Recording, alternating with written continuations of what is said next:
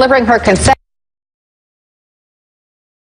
One of the most historic upsets in modern history. We'll carry that speech live, of course. That speech coming just hours after Donald Trump delivered his own as the nation's next president. His win, in a word, stunning, blowing well past the 270 electoral votes. Hillary Clinton, her supporters stunned and heartbroken after one of the most polarizing presidents, calling for a divided nation to unite behind his presidency. Now it's time to wound division have to get together. To all Republicans and Democrats and independents across this to have such a huge advantage, the GOP will control both the House and the Senate. Trump says he will do great optimism among his hours opening bell on Wall Street. But let's begin with CNN's Jeff Zeleny. Morning, Jeff.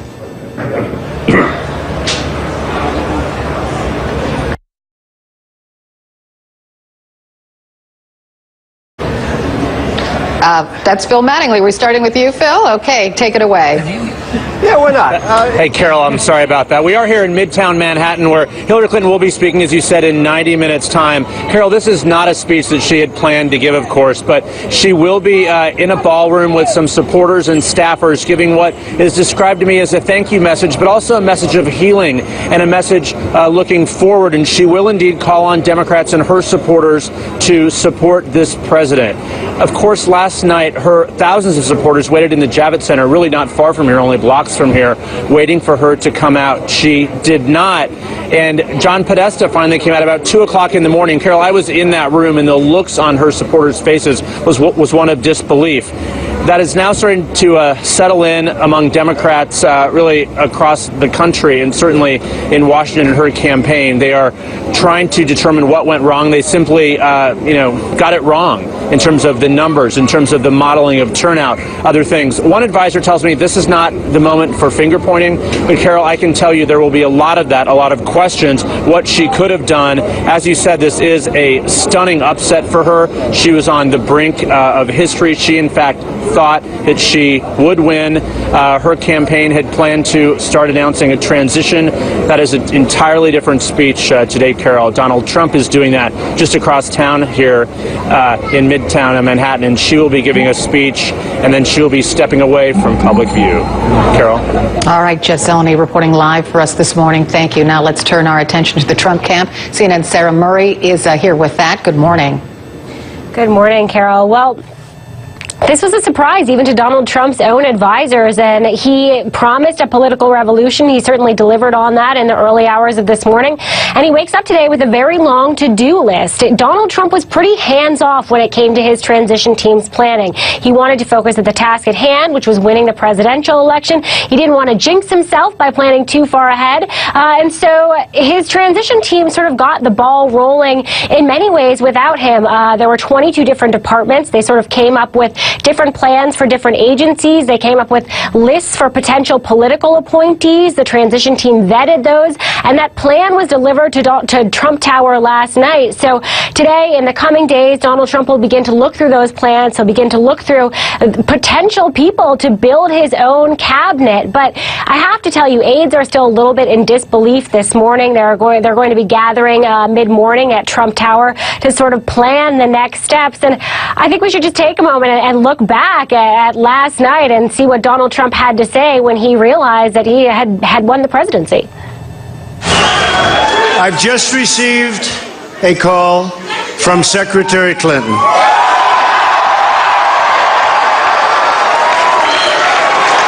She congratulated us, it's about us, on our victory.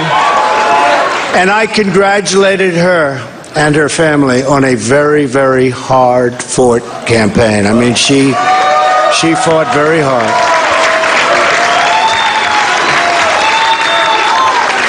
Hillary has worked very long and very hard over a long period of time, and we owe her a major debt of gratitude for her service to our country. I mean that very sincerely.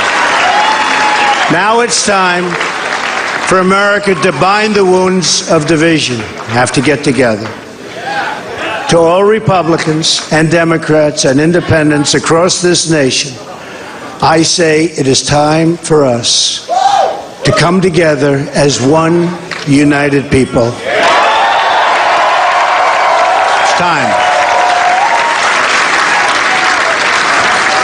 I pledge to every citizen of our land that I will be president for all Americans, and this is so important to me.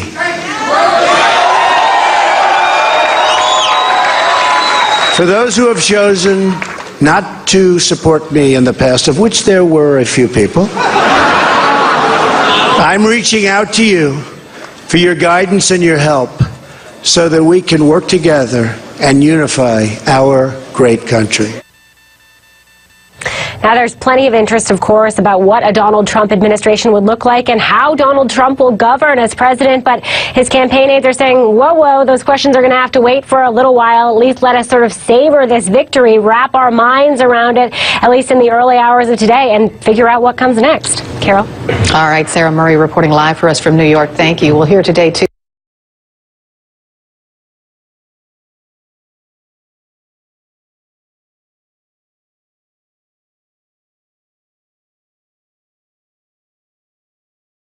From President Obama. He'll be speaking from the White House, and CNN's Athena Jones has more on that. Good morning.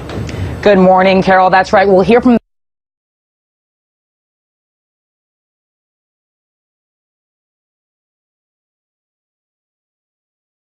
the president after we hear from Secretary Clinton. We're still with Secretary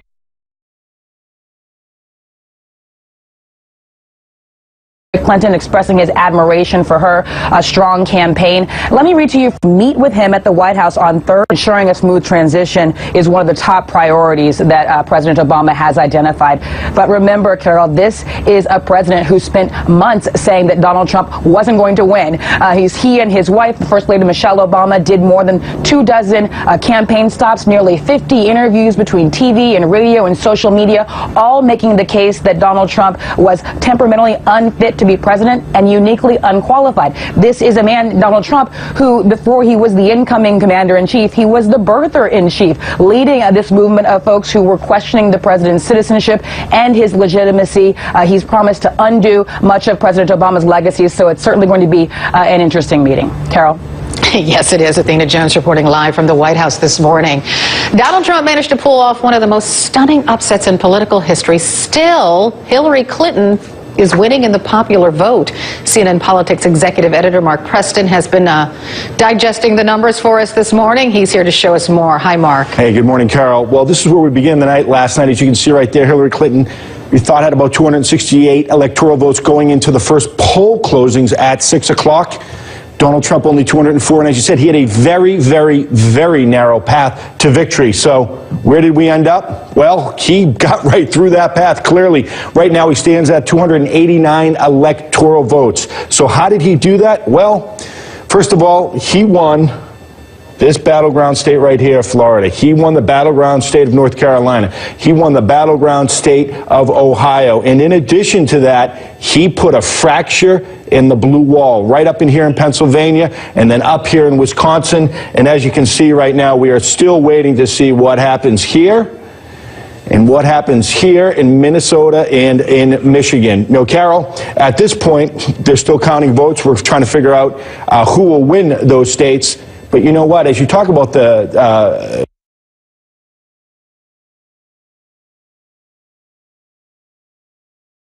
popular vote, let's see where we stand right now. If you see that right there, Hillary Clinton has a little bit of a lead right now, but she could increase it because right now, if you look at the state of California, they only have about 2/3 of their vote actually counted at this point. So you would expect her to pick up something here, probably not very much at all up in Minnesota. And then, of course, over in Michigan right now, they're still counting votes. They still got about 5% out that they are trying to figure out. And then the last state, of course, is up here in New Hampshire. Could she pick up any here? And they're just about done counting as well. So for Hillary Clinton, for her to increase her lead in the popular vote, it would have to be here, Carol, in the state of Florida, the very blue state of Florida, Carol.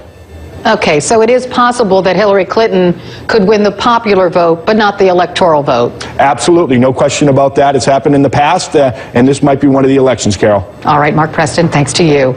Global stocks, well, they're plummeting around the world on news of a Trump win, and, you know, the opening bell on Wall Street, oh, it dings in just about 20 minutes. The Dow futures tumbling right now on the news of this election outcome. CNN business correspondent Alison Kosik has more. Good morning.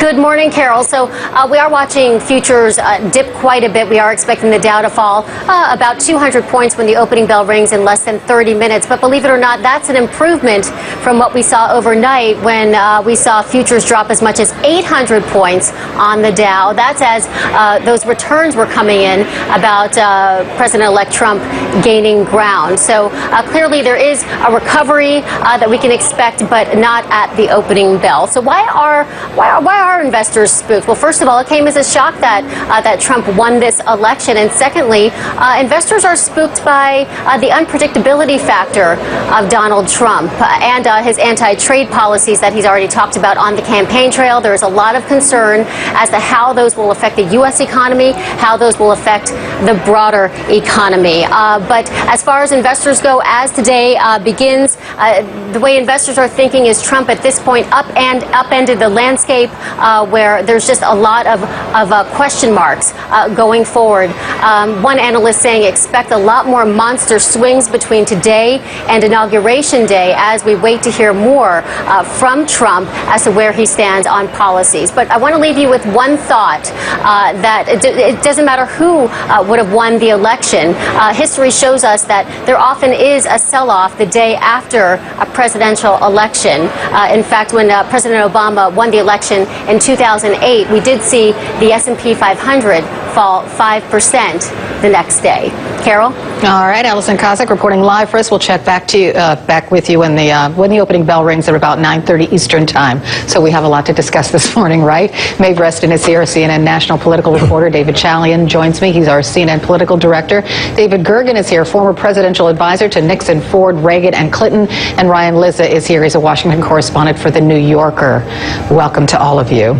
I want to talk about the popular vote first off, David Chalian. So Hillary Clinton, it's possible she could win the popular vote, but not the electoral vote. But that doesn't matter. She's already conceded there will be no challenges. Right. Well, that's how we elect presidents, is by the Electoral College, not by the popular vote. That's the way we've been doing it for a couple centuries. So and this will be, I think, the fourth time in history, if indeed it emerges that way, that the popular vote winner and the Electoral College vote winner are different.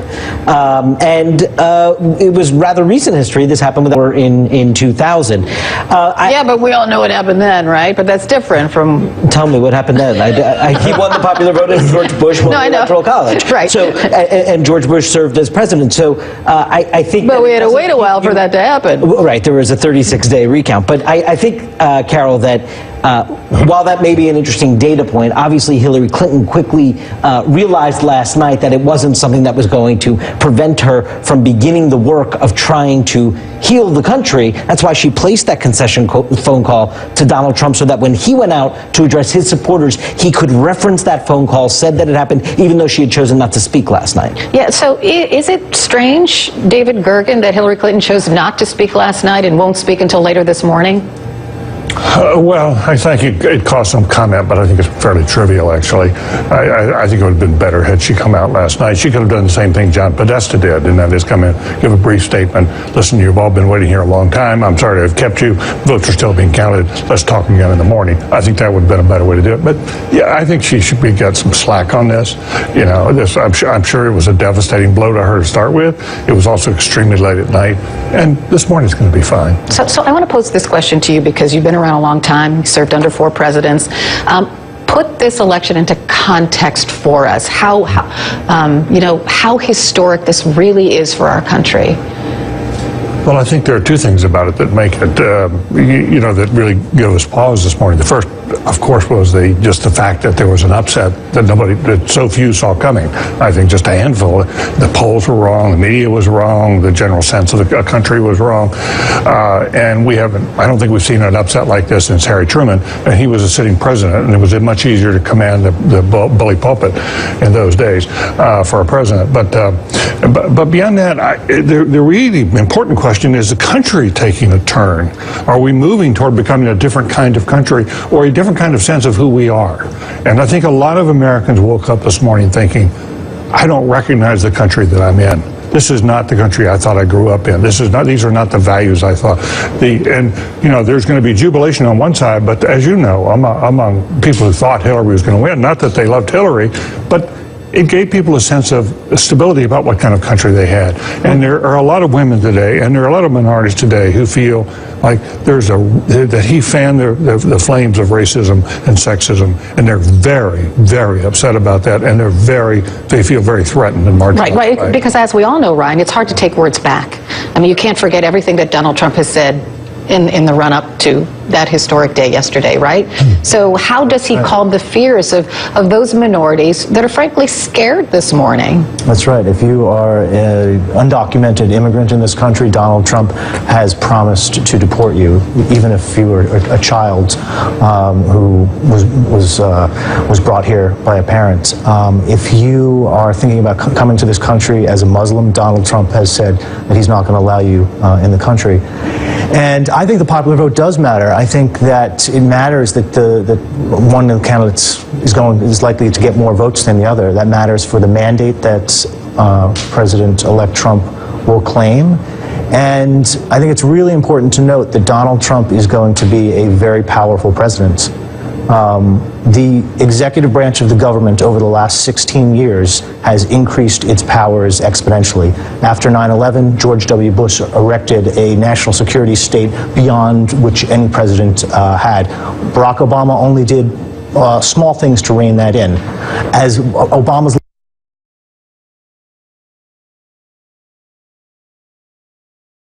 legislative agenda ground to a halt in the last 8 years, the executive branch with executive orders and other uses, the pin that Barack Obama used, the White House expanded its authority. None of that has been written, and a Republican House, and he's going to have a 5-4 majority on the Supreme Court soon when he appoints his first Supreme Court. So I think it's important to note that we have a candidate who is the foreign leader that he admires the most is Vladimir Putin. This is someone who's talked about his admiration for the Chinese crack.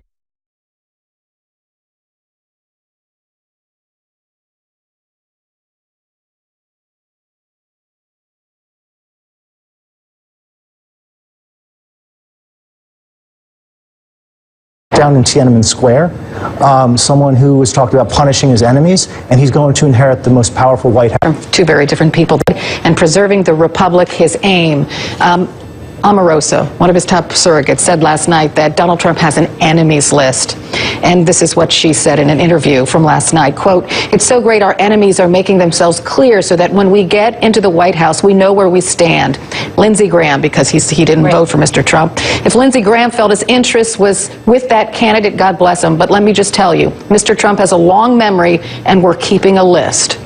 So there right? Those are fighting words. And I think what will be so interesting to watch here is we know from the campaign trail that Donald Trump has a long memory and an enemies list, and from his history, does he now, as he steps into this different role, does he take on a different kind of persona? Does he put some of these, personal grievances behind him? I think there's a lot of, because of what Ryan was saying, there's a lot of pressure on him now with a Republican House, with a Republican Senate, to really get things done and unite a very fractured country. He is not the right messenger for that, but we did hear a slightly different tone from him last night. Certainly was maybe the beginning of a different tone, and this gets to the question that so many voters were worried about: who is he going to surround himself with in the White House? Who will he listen to? Because that's always been the big fear with Donald Trump, is that he doesn't listen to anyone. So I think it will be so interesting to watch just over this next month what kind of cues he takes and who he takes advice from, and whether he does. So let's say he appoints Rudy Giuliani, for example, as his attorney general. Rudy Giuliani was, he was sort of like, when the crowds were chanting, lock her up, he was rah-rahing them. So that's really not off the table. Kellyanne Conway was asked about that many times, whether Donald Trump would move to somehow indict Hillary Clinton. And she said, oh, that wasn't discussed. It's not, but it's still on the table. It's still out there. Well, and to Meg's point, I think we need to just watch now about how Donald Trump and those around him transition from a campaign to preparing to govern. And we have to just, do they leave sort of the red meat rhetoric of the campaign trail behind, or does that come as part of it? History is anything but a guide this entire election cycle, but there's always heated rhetoric to fire up the troops in a campaign, and then there's a different phase moving towards governing. I do think, though, one of the things that Donald Trump said last night, I'm paraphrasing him, but he said in his speech that he really is going to give voice to the voiceless, that there were a lot of people who had not been heard and now going to be heard. And I think the real test for him now is he just referring to his supporters who helped him achieve this monumental victory, truly astonishing victory, or was that the more broadening language and broadening out to also the Clinton supporters who feel that they are voiceless and that he is going to be their voice as well? I think that is what we all need to be looking for in the days ahead. Because you do have to wonder, is he really going to build the wall? Is he really going to make Mexico pay for it? Is he really going to renegotiate our trade deals?